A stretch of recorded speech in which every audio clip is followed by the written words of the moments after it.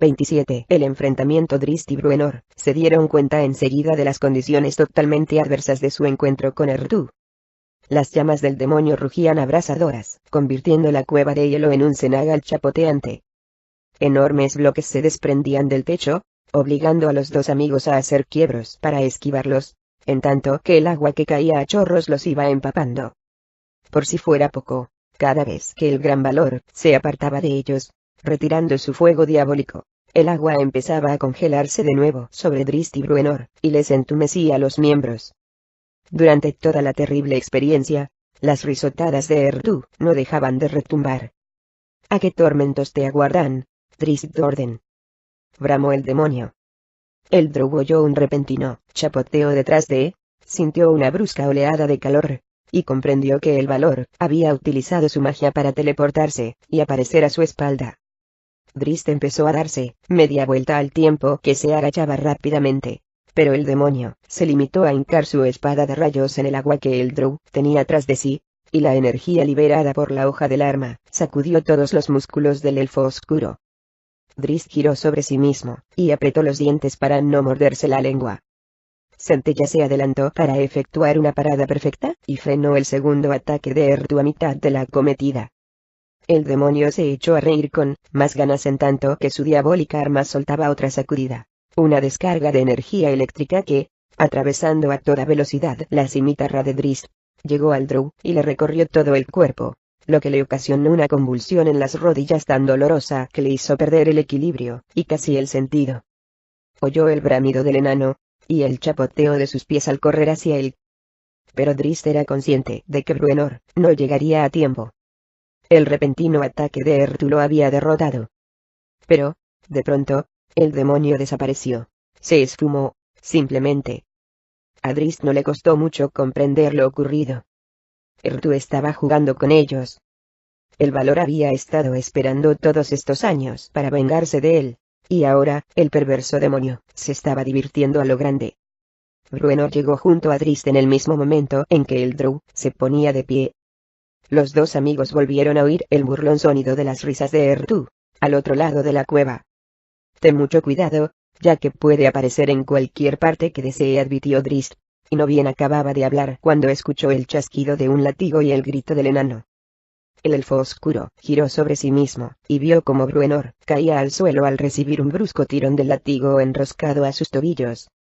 No me digas, farfulló el enano con rabia mientras intentaba gatear para regresar al lado de Drizzt, pero Errtu dio otro tirón del látigo, y lo apartó aún más. Entonces Bruenor advirtió la situación de apuro en la que estaba, pues al mirar hacia atrás vio un muro de llamas alzándose ante, y que siseaba y crepitaba a medida que convertía el hielo en vapor. Tras la cortina de fuego estaba Errtu tirando del látigo, y esbozando una mueca perversa.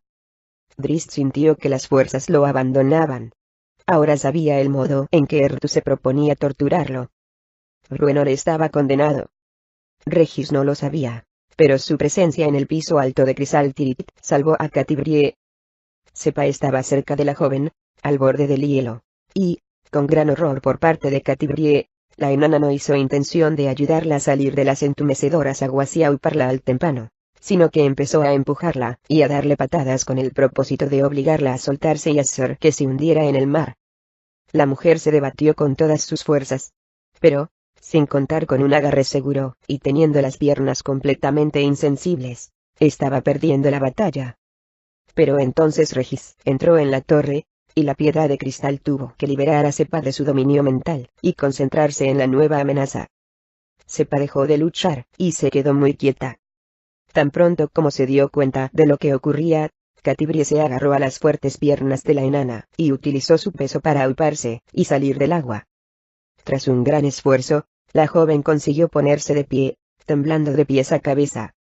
Drizzt y Bruenor se habían marchado para entonces, camino de la cueva, pero todavía quedaban manes a los que disparar, incluido un grupo que había saltado al agua, y pataleaba, acortando rápidamente distancias con ellas, los últimos adversarios que quedaban a la vista. Taulmaril se alzó. Bruenor se debatió con todas sus fuerzas. Se aferró al muñón de una estalagmita rota, pero su helada superficie estaba muy resbaladiza para conseguir un buen agarre. Tampoco habría servido de nada, siendo Errtu el que tiraba de él. Drizzt corrió tan deprisa hacia su amigo que perdió el equilibrio, pero siguió adelante, gateando y golpeándose las rodillas. Al drow le daba igual el dolor. Bruenor lo necesitaba, y eso era lo único que importaba. Consiguió plantar el pie en terreno firme en medio del cenagal, y, dándose impulso, se lanzó de cabeza en línea recta, con el brazo extendido, y sosteniendo la cimitarra de hielo en posición horizontal. Interpuso la cuchilla curva justo delante de su amigo. En aquel punto, las llamas de Errtu se extinguieron, apagadas por la magia de la cimitarra. Los dos amigos intentaron levantarse, y ambos sufrieron otra sacudida cuando el valor sumergió su espada en el agua gélida, sin dejar de mofarse de ellos. Sí, una prórroga. Bramó el demonio. Bien hecho, Drizzt Do'Urden, necio drow. Has aumentado la diversión, y por ello, la frase del demonio terminó con un gruñido cuando Genuibar apareció en escena, y, chocando con fuerza contra él, lo hizo caer en el resbaladizo suelo. De inmediato, Drizzt se puso de pie y cargó. Bruenor se esforzó para liberarse de las traillas del látigo del demonio. Por su parte, la pantera lanzaba zarpazos y dentelladas salvajemente. Errtu conocía al animal, se había enfrentado a Genuibar en la misma ocasión en que Drizzt lo había desterrado, y el valor se llamó necio por no prever que la pantera no tardaría en dar señales de vida. Pero no importaba, decidió Errtu, y con un fuerte empujón el demonio lanzó al felino por el aire. Drizzt atacó entonces, su hambrienta cimitarra lanzada hacia el vientre del demonio. La espada de rayos de Errtu descendió en una finta defensiva que, a la vez, era de ataque, ya que la energía pasó de una a otra arma, y consecuentemente a Drizzt, y lo lanzó hacia atrás por el aire. Bruenor atacó con rapidez, y el hacha del enano se descargó con fuerza en la pierna de Errtu. Rugiendo de dolor, el valor propinó un revés al enano que lo arrojó por el aire.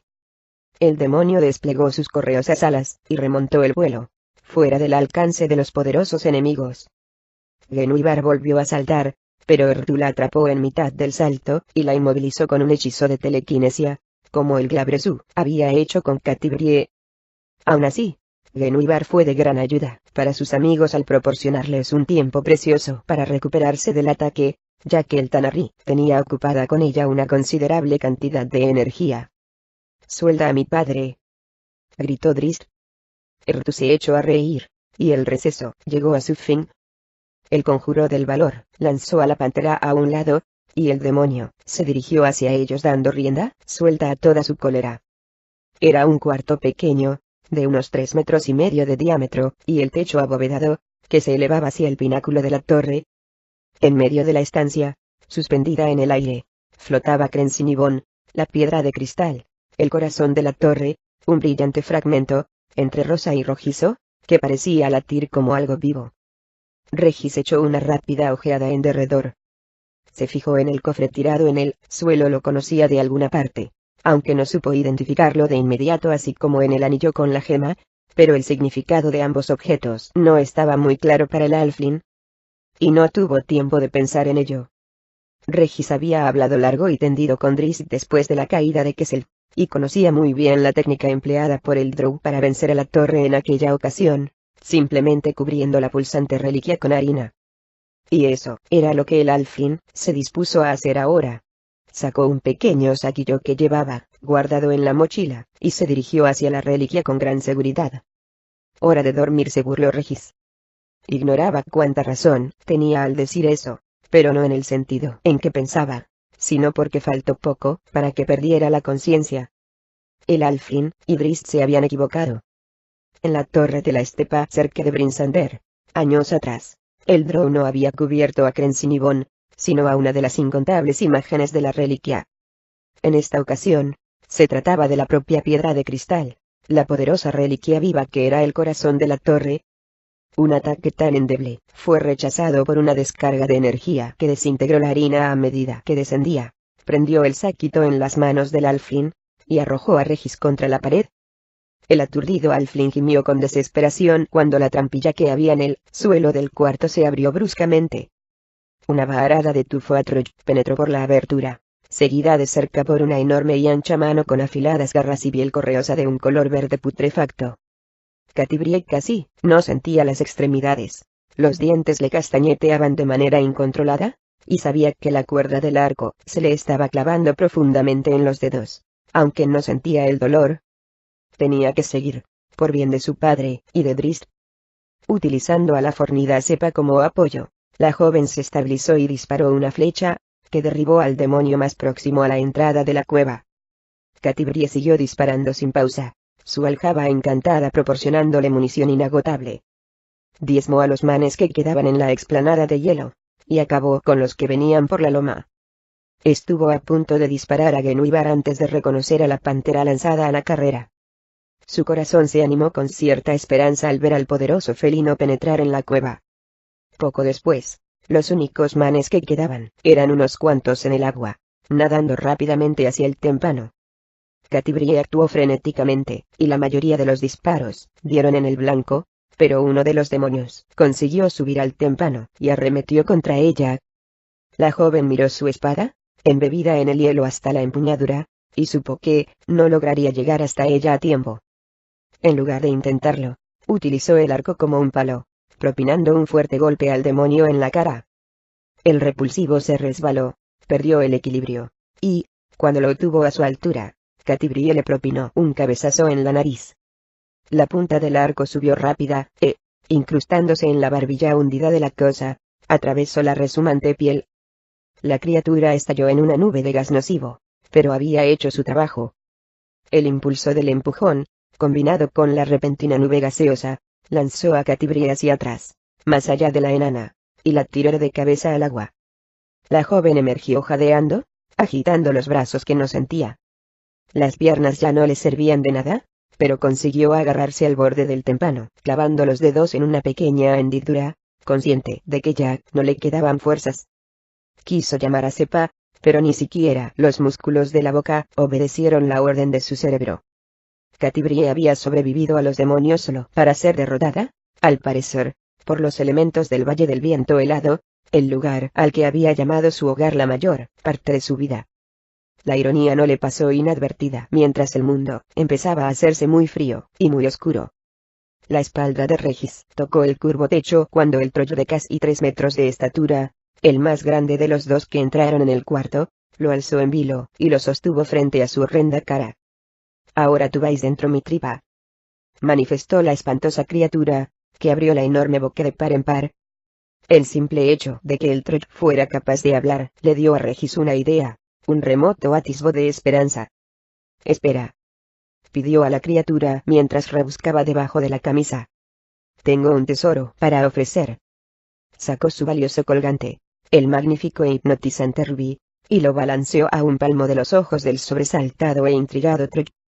«Y esto es solo el principio», tartamudeó Regis, esforzándose denodadamente para improvisar, ya que las consecuencias de un fracaso eran más que evidentes. «Tengo un montón como este. Fíjate qué hermoso es, y cómo da vueltas. Y te resulta imposible apartar los ojos de... tú. ¿Vas tú a comer cosa esa, o no?», demandó el segundo troll al tiempo que daba un empellón a su compañero. Pero el primer troll se encontraba ya bajo el influjo del rubí encantado, y estaba pensando que no quería compartir el botín con nadie. En consecuencia, la horrenda bestia estaba más que dispuesta a seguir la sugerencia del Halfling cuando este miró de soslayo al segundo troll, y dijo: «Mátalo». Regis cayó al suelo pesadamente, y estuvo a punto de acabar aplastado cuando los dos trolls se ensarzaron en un combate cuerpo a cuerpo. El Halfling tenía que actuar enseguida, pero, ¿qué iba a hacer? Las vueltas que dio sobre sí mismo, para escabullirse de los trolls, lo llevaron junto al anillo caído en el suelo, que metió en un bolsillo en un visto y no visto, y a continuación, reparó en el cofre abierto, que de repente reconoció. Era el mismo que el Glabrezu llevaba cuando Regis y sus compañeros habían topado con la perversa matrona Baenre en los túneles inferiores de Mithril. El mismo que guardaba una gema, el zafiro negro, que anulaba cualquier tipo de magia. Regis lo recogió y pasó corriendo junto a los trolls, acercándose rápidamente hacia la piedra de cristal. Una oleada de imágenes lo asaltó entonces, haciéndolo vacilar sobre las temblorosas piernas. La reliquia, percibiendo el peligro, entró en la mente del pobre Regis, y le dominó. El Halfling quería seguir adelante, Lo deseaba de verdad, pero los pies no le obedecían. Y entonces ya ni siquiera estuvo seguro de querer seguir avanzando. De pronto, Regis se preguntó por qué deseaba destruir la Torre del Cristal, una estructura tan bella y maravillosa. ¿Y por qué destruir a Crencinibón, la creadora, cuando podía utilizarla en su propio beneficio? Al fin y al cabo, ¿qué sabía Drizzt? Aunque su mente estaba confusa y casi entregada, el Halfling levantó el rubí del colgante ante sus ojos. De inmediato, se encontró sumergido en las profundidades de la gema, siguiendo los destellos rojos más y más hondamente. La mayoría de la gente se perdía en la magia de su núcleo, pero fue allí, en el abismal fondo hipnótico del rubí, donde Regis se encontró a sí mismo. Soltando la cadena del colgante, saltó al frente, y cerró de golpe el cofre sobre Crencinibón en el mismo momento en que la reliquia lanzaba otra oleada de mortífera energía. El cofre se tragó al artefacto y su ataque, y Regis bajó el fragmento mágico suspendido en el aire. Al punto, la torre, la gigantesca imagen de la piedra de cristal, empezó a estremecerse, con los primeros retumbos agónicos. Oh, otra vez no rezongó el Halfling, pues ya había pasado por lo mismo antes, y había escapado solo, gracias a la ayuda de Genwibar, en tanto que Drizzt lo había hecho, sin pensarlo dos veces. Regis corrió hacia la ventana, y se subió al alféizar de un salto. Echó un vistazo hacia atrás, a los troyos, que ahora estaban abrazados el uno al otro, en lugar de pelear mientras la torre se estremecía bajo ellos. Los dos miraron al sonriente Halfling. Otro día quizá, les dijo Regis, y entonces, sin mirar hacia abajo, saltó al vacío. Tras una caída de 6 metros chocó contra el costado del iceberg, salió rebotado y empezó a deslizarse sin control, dando volteretas y brincos, hasta que se frenó bruscamente en el helado suelo. La torre de cristal se desmoronó a su alrededor. Los enormes bloques de hielo no cayeron por un pelo sobre el aturdido y magullado Halfling. El temblor que sacudió el iceberg interrumpió temporalmente la lucha en el interior de la cueva, un respiro transitorio para los que estaban siendo ferozmente vapuleados por el Tanar'ri. Sin embargo, el pobre Bruenor, de pie junto a la pared de la cueva, se hundió cuando una ancha grieta se abrió a sus pies. Aunque no era muy profunda cuando cesó el terremoto, apenas llegaba al enano a la cintura. Bruenor se quedó encajado en ella. La derrota de Crencinibón no menguó en absoluto los poderes de Errtu, y el evidente derrumbamiento de la torre solo consiguió enfurecer aún más al valor. Genwibar saltó sobre él, pero el demonio ensartó a la pantera con su espada cuando aún estaba en el aire, y la sostuvo en vilo con una sola mano. Drizzt, de rodillas en el encenagado suelo, solo pudo contemplar con horror cómo Errtu se acercaba lentamente mientras la pantera se retorcía y rugía de dolor, intentando en vano liberarse. El Drow estaba convencido de que todo había acabado, que había llegado a un desastroso final. No podía vencer. Deseó que Genwibar fuera capaz de soltarse de aquella espada, ya que si lo hacía él la haría volver a su plano, llevándose a Bruenor con ella, a la relativa seguridad de su hogar astral. Pero eso era imposible. Genwibar se retorció una vez más antes de quedarse colgando, flácida, en el arma, y después desapareció en medio de una humareda gris, su forma corpórea derrotada, y, por ende, obligada a abandonar el plano material. Drizzt sacó la figurilla de un bolsillo. Sabía que no podía llamar de nuevo a la pantera, por lo menos hasta que hubieran pasado unos días. Oyó el siseo de las llamas cuando el demonio se aproximó a él, y su fiel cimitarra las apagó. Sus ojos fueron de la figurilla al sonriente Errtu, que se alaba, imponente, a menos de 1,5 metros de donde seguía arrodillado. ¿Estás listo para morir, Drizzt Do'Urden?, preguntó el demonio. Tu padre nos está viendo, ¿sabes? Oh, cómo sufre al saber que morirás lentamente. Drizzt no puso en duda las palabras del valor, y la rabia lo abrumó. Pero eso no le serviría de nada. Esta vez, no. Estaba helado, débil, avasallado por la pena, y derrotado. Lo sabía. Lo que había dicho Errtu era verdad a medias. Era cierto que el prisionero, detrás de una pared de hielo parcialmente opaco, en un lado del rellano superior de la cueva, estaba presenciando la escena a la luz de las cimitarras de Drizzt, y del anaranjado resplandor del fuego de Errtu. Clavó las uñas en el hielo fútilmente, y lloró como no había llorado hacía muchos años. Y qué estupenda mascota será tu pantera, para mí lo hirió Ertu. Jamás bramó el Drow, que, siguiendo un impulso, arrojó la figurilla a través de la boca de la cueva con todas sus fuerzas. No oyó el chapoteo, pero tenía la esperanza de haberla lanzado lo bastante lejos para que se hundiera en el mar. Bien hecho, amigo mío, dijo un severo Bruenor. La mueca burlona del valor se convirtió en otra de rabia. La mortífera espada se levantó, suspendida sobre la vulnerable cabeza del Drow. Drizzt alzó a Centella para parar el golpe. Y entonces, acompañado por el grito de Tempus, un martillo de guerra pasó volando, girando sobre sí mismo, para estrellarse contra el valor. Sin mostrar temor alguno, Kjerstad se precipitó dentro de la cueva y se deslizó a través de la brecha abierta en el fuego de Ertu a causa de la cimitarra de Drizzt, para frenarse justo delante del Tanar'ri al tiempo que llamaba a Aegisfan. Kjerstad conocía la leyenda del martillo de guerra, y sabía que volvería a sus manos. Pero no lo hizo. Había desaparecido del suelo, donde había caído cerca del demonio, pero, por alguna razón que el joven bárbaro no entendía, no se había materializado en sus manos. Tendría que haber vuelto. Fue su grito de protesta, dirigido sobre todo a Bruenor, y entonces Kjerstad se encontró, volando por el aire al recibir un feroz manotazo del valor. Se dio un golpe tremendo al chocar contra un montón de hielo, rodó por el costado, y cayó, pesadamente, gimiendo, sobre el cenagoso suelo. Comillas angulares derechas tendría que haber vuelto, repitió, antes de perder el sentido. Aegisfan no podía regresar a las manos de Kjerstad, porque había vuelto a las de su verdadero dueño, Wulfgar, hijo de Beornegar, que contemplaba la escena detrás de la pared de hielo. Era él quien había sido el prisionero de Ertu durante 6 largos años. El contacto del arma transformó a Wulfgar, tomó conciencia de sí mismo al sentir el tacto familiar del martillo de guerra que había sido forjado especialmente para él por el enano que lo amaba. Recordó todo eso en aquel momento, todo lo que se había visto obligado a olvidar durante aquellos años de desesperanza. El fornido bárbaro estaba realmente conmovido, pero no tanto como para no ser consciente de que su ayuda era necesaria. Gritó el nombre de Tempus, su dios, y qué bien lo hizo sentirse el escuchar aquel nombre saliendo de nuevo de sus labios. Y empezó a derribar la pared de hielo con poderosos martillazos.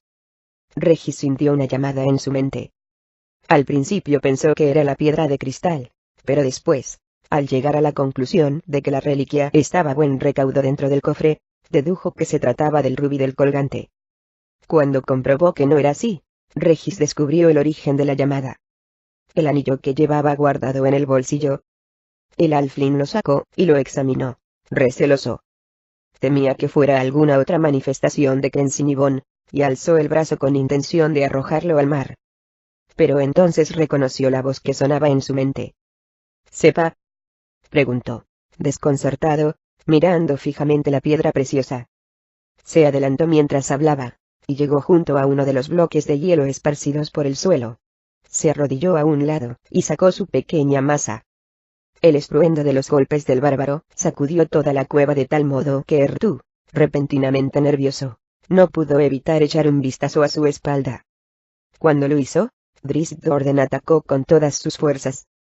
Centella abrió un tajo en la pantorrilla del valor, en tanto que Drizzt alzaba la otra cimitarra, dirigiéndola hacia la ingle del demonio. La afilada punta del arma se hundió en el blanco, y el aullido de Ertu fue atronador. De nuevo, el agradable y rítmico latido pulsante circuló a lo largo del brazo del Drow mientras la cimitarra se cebaba en la fuerza vital de demonio. Pero el vuelco en el combate era temporal.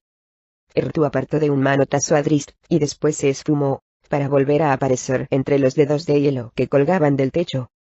Vamos, Bruenor, arriba, instó Drizzt. Se nos ha dado un respiro, y Saknafein se reunirá con nosotros enseguida. El Drow miraba al barbirrojo enano mientras hablaba, y Bruenor casi había logrado salir del agujero en el que estaba encajonado. Drizzt se puso de pie, y se aprestó a la lucha, pero la expresión que apareció en el semblante de Bruenor, cuando el enano miró hacia el lado de la cueva, hizo que al Drow le temblaran las rodillas. Siguió la mirada de su amigo hacia el lado opuesto de la gruta, a la pared de hielo, donde esperaba ver a Saknafein. En cambio vio a Wulfgar, con la barba y el cabello largos y desgreñados, pero era el bárbaro, no cabía duda. En sus manos, sostenía a Aegisfan, y rugía con puro odio. Mi muchacho fue todo cuanto el enano fue capaz de musitar antes de caer de nuevo en el agujero. Ertu se lanzó en picado contra Wulfgar chasqueando el látigo, y enarbolando su espada, que despedía ardientes rayos. El impacto de Aegisfan, arrojado al aire, casi derribó al demonio, pero Ertu pasó rozando junto al bárbaro, y enroscó el látigo en torno a sus tobillos. Dio un tirón para arrojar al hombre fuera del rellano, y que se precipitara sobre los montones de hielo del cenagoso suelo. «Wulfgar», gritó Drizzt, que se encogió al verlo caer. Pero habría hecho falta mucho más que una caída para frenar al atormentado Wulfgar ahora que estaba entre sus amigos, ahora que blandía el poderoso martillo de guerra. Se incorporó de un salto, rugiendo como una fiera, y Aegisfan, el bello y sólido Aegisfan, regresó a sus manos. Ertu actuó frenéticamente, decidido a aplastar esta insignificante sublevación, a destruir a todos los amigos de Drizzt, y después al propio Drow. Unas esferas de oscuridad aparecieron en el aire, cegando a Wulfgar cuando intentaba hacer otro lanzamiento. El demonio hizo chasquear su látigo, y recorrió volando toda la cueva, a veces planeando rápidamente, y en otros momentos recurriendo a la magia para teleportarse de un punto a otro. El caos era absoluto, y cada vez que Drizzt intentaba llegar hasta Bruenor, Wulfgar, o incluso al Caedokierstad, allí estaba Ertu, rechazándolo con un golpe. El Drow siempre frenaba la centelleante espada, pero cada descarga lo hacía saltar, y le causaba dolor. Y, todas las veces, antes de que Drizzt pudiera ejecutar un contraataque, Ertu se esfumaba, desaparecía, para hacer estragos en otro lado de la cueva con alguno de los amigos del Drow. Ya no tenía frío, estaba más allá de cualquier sensación corporal. Catti-Brie caminaba entre tinieblas, alejándose del reino de los mortales. Una mano fuerte la agarró por el hombro, y le dio media vuelta. Después notó que la sacaban del agua. Entonces la inundó una sensación de calidez mágica, que le recorría todo el cuerpo, y devolvía vida allí donde apenas quedaba. Catti-Brie parpadeó débilmente, y abrió los ojos. Vio a Sepagarra escarbadora, ocupándose de ella afanosamente, invocando a los dioses de los enanos, para que insuflaran vida de nuevo en esta mujer que había sido como una hija para el clan Batleamer. Cada vez que Ertu utilizaba su espada, se producía el fogonazo de un rayo. El retumbo del trueno, y los rugidos victoriosos del valor, eran igualados por el estruendoso batir de las grandes alas correosas, los gritos de Wulfgar, dios de la batalla, y las repetidas exclamaciones de «mi muchacho», que lanzaba Bruenor, todavía atrapado en el agujero, y con los ojos desencajados por la conmoción. Drizzt chillaba tratando de imponer cierto orden a sus compañeros, de montar algún tipo de estrategia con la que pudieran acorralar y derrotar al perverso Ertu. El demonio no estaba dispuesto a que lo consiguiera. Ertu hacía pasadas en vuelo raso y desaparecía, atacaba repentinamente, y después se esfumaba. A veces, el valor se quedaba suspendido en lo alto, entre las estalactitas, y utilizaba su fuego para soltar y dejar caer las lanzas naturales sobre los compañeros que se escabullían varios metros más abajo. En otras ocasiones, Ertu tenía que descender para mantenerlos separados, aunque, a pesar de los denodados esfuerzos del demonio, Drizzt, a fuerza de perseverancia, iba acortando distancias entre Bruenor y él. Cuando quiera que el demonio quería aparecer, no podía permanecer mucho tiempo visible, y en el mismo sitio mucho tiempo. Aun cuando el cenagal del suelo frenaba los movimientos del Drow, y a pesar de que el enano seguía atascado en la grieta, el atormentado prisionero y su poderoso martillo de guerra estaban siempre prestos. En varias ocasiones, Ertu se esfumó un instante antes de que Aegisfan se estrellara contra la pared, en el mismo punto donde el demonio había estado. Así, Ertu seguía llevando ventaja, pero en aquel caos el demonio no conseguía asestar golpes decisivos. Había llegado el momento de alzarse con la victoria. Bruenor casi había salido del agujero, en el que solo seguía enganchada una de sus piernas, cuando el gran valor apareció justo detrás de él. Drizzt gritó para advertirle, y, puramente por instinto, el enano se giró, y se lanzó en plancha hacia donde estaba el valor, y agarró una de sus piernas, pero se torció la rodilla en el proceso. La espada de Ertu se descargó con fuerza, pero el enano estaba demasiado cerca del demonio para acuchillarlo. Con todo, Bruenor recibió un golpe contundente, y la descarga de energía afectó a sus rodillas, en especial la descoyuntada. El enano se aferró con más fuerza, consciente de que no podía hacer daño al demonio, pero confiando en mantenerlo inmóvil en el mismo punto el tiempo suficiente para que sus compañeros atacaran. Su cabello se chamuscó, y un dolor punzante le atravesó los ojos cuando se prendió el fuego del valor, pero se apagó al cabo de un instante, y Bruenor comprendió que Drizzt estaba cerca. El látigo de Errtu chasqueó, frenando el avance del Drow. Drizzt hizo un giro completo para esquivar el látigo, deslizándose sobre una rodilla, y trastabilló al intentar ponerse en pie de nuevo. El látigo se descargó otra vez, pero poco podía hacer para detener el vuelo de Aegisfan. El martillo de guerra se descargó contra el costado del valor, al que arrojó contra la pared de hielo, y el respeto del demonio por el hombre que había sido su prisionero aumentó de manera considerable. Errtu ya había sido golpeado por Aegisfan una vez, cuando Kierstad se sumó a la lucha, así que conocía la fuerza del arma. Pero ese primer impacto no había preparado a Errtu para la potencia del lanzamiento de Wulfgar. El golpe de Kierstad le había dolido. El de Wulfgar le hizo verdadero daño. Drizzt arremetió entonces, pero el valor propinó una patada tremenda a Bruenor que lo sacó de la grieta y lo lanzó a varios metros sobre el suelo de la caverna. El demonio usó su magia para desaparecer de inmediato, y Drizzt estuvo a punto de chocar contra la pared vacía. «Necios», bramó el demonio desde la salida de la cueva. «Recuperaré la piedra de cristal, y volveré por vosotros antes de que hayáis salido de este mar de hielo. Sabed que estáis perdidos». Drizzt se esforzó por correr hacia la boca de la cueva. Wulfgar intentó hacer un último lanzamiento, e incluso Bruenor trató denodadamente de ponerse de pie, pero ninguno de los tres llegaría a tiempo hasta Errtu. El valor les dio la espalda, dispuesto a emprender el vuelo, pero recibió una sorpresa mayúscula cuando su impulso quedó frenado en seco por una flecha plateada que le dio de lleno en la cara. Errtu aulló, y Wulfgar lanzó el martillo de guerra, que se estrelló violentamente contra el demonio, aplastando varios huesos. Catibrie disparó otra vez, y en esta ocasión la flecha se clavó en el pecho del valor.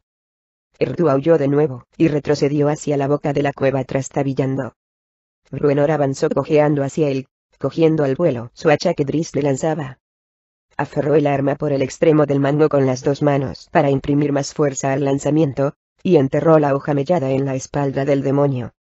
Errtu bramó de dolor, y Catibrie lo alcanzó con otro disparo, justo al lado de la segunda flecha. Drizzt se plantó junto al valor, y Centella se descargó con fuerza. El Drow arremetió con la otra cimitarra, que se hundió profundamente en el costado de Errtu, debajo del brazo con el que el demonio había intentado enarbolar su espada para detener al Drow. Wulfgar corrió con su padre hacia allí, mientras Catibrie mantenía bloqueada la salida con una constante lluvia de flechas. Drizzt aguantó, dejando su hambrienta espada hundida en la carne del demonio, en tanto que Centella arremetía sin descanso, abriendo tajo tras tajo. Con un último estallido de energía, Errtu se volvió, derribando a Wulfgar y a Bruenor, pero no a Drizzt.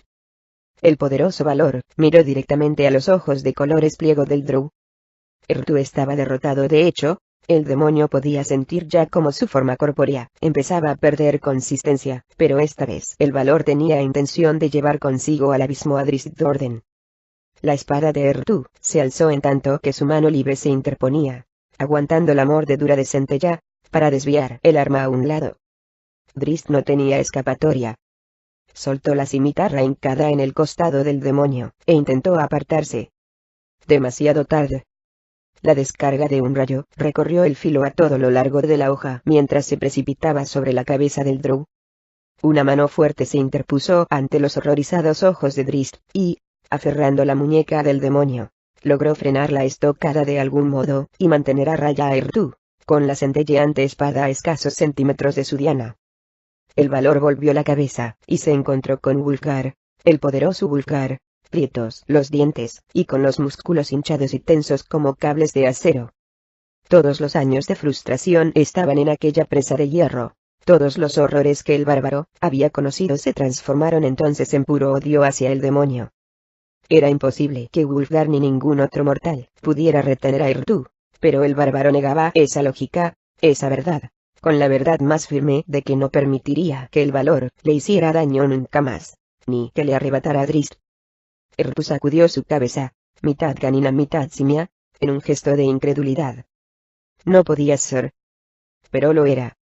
Wulfgar lo frenó, y, a no tardar, el valor desaparecía en medio de una ráfaga de humo y un aullido de protesta. Los tres amigos se estrecharon en un abrazo, llorosos, demasiado conmovidos para hablar, ni siquiera para ponerse de pie, durante un largo rato.